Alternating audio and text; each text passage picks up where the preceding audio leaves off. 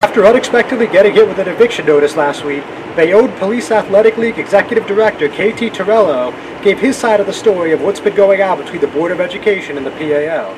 Additionally, he was joined by Mary Jane Desmond, who's had a number of family members go through the P.A.L. over the years, show her support for the organization. Just tell us a little bit about the relationship you've had with the Board of Education over the past few years, several decades, whatever makes sense. From the very first day on, things were never the same. There was always a problem with the P.A.L. children. There was always a problem that we weren't following the rules.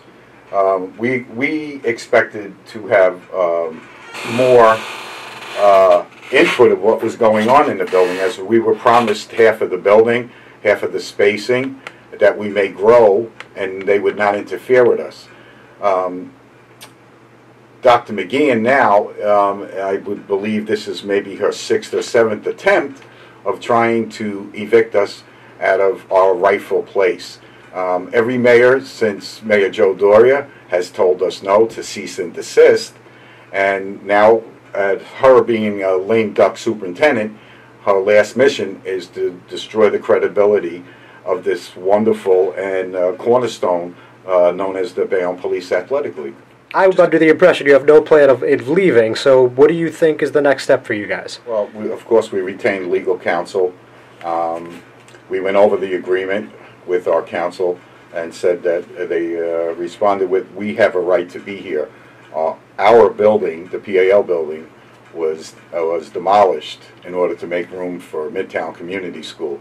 Once that was done, we were moved into now Midtown Community School, and we were promised to have equal say, and that our programs would not be diminished by the Board of Education. And as I quote from one of the sayings here, a letter to Mr. Jerry Clower, who was the executive director, from Mr. James Murphy, superintendent of schools. Obviously, some compromise in space must be made as the two buildings are fused, but the important element is that the essential programs of the P.A.L. be preserved in a modern facility without financial cost to the P.A.L. And what's the date on that agreement? The agreement is signed on March 9th, 1989. The school was not even built. Torello said that the March 9th, 1989 agreement also reads, "No program shall be diminished by either party." Furthermore, he stated the agreement does not have a termination date and actually promised them another gym, which never happened. Nevertheless, Torello vowed that he would not let the BOE take our dignity or hurt our children. They really have put us to the point now where I don't know what's left for them to take. They're not going to take our dignity, and they're not going to hurt our children. Our children are the same children that go to the public school system. They're no different. They're no better. However, when the bell rings 2:50 and we bring the Board of Education children who are Bayonne residents to the Bayonne P.A.L., they are treated differently. And that needs to stop. Desmond, a Board of Education trustee, said, "There is no eviction as of right now." There's no eviction.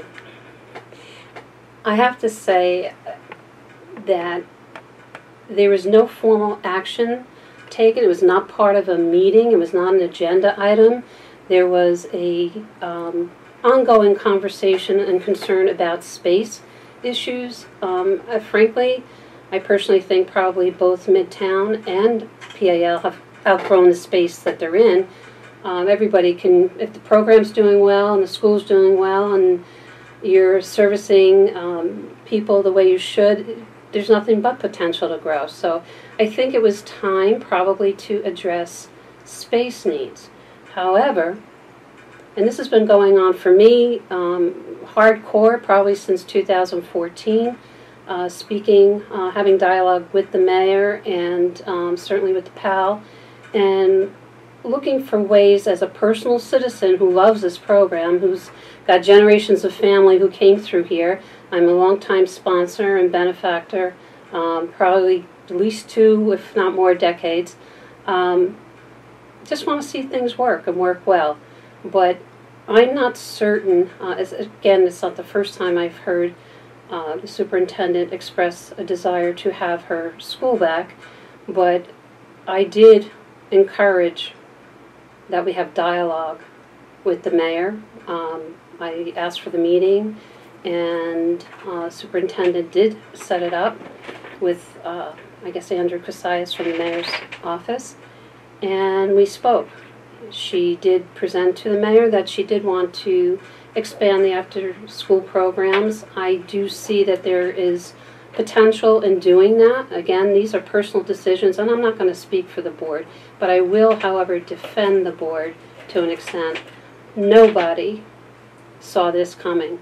This was not what any of my colleagues, I do not believe any of my colleagues, thought was going to happen. It was about reaching out and starting a dialogue. She added that it is her belief that McGeehan, a former Midtown Community School principal, wants to obtain the full usage of 550 Avenue A due to a personal and proprietary interest in this building and its success, in addition to seeking more after-school programs for students, calling her action thus far in the matter misguided.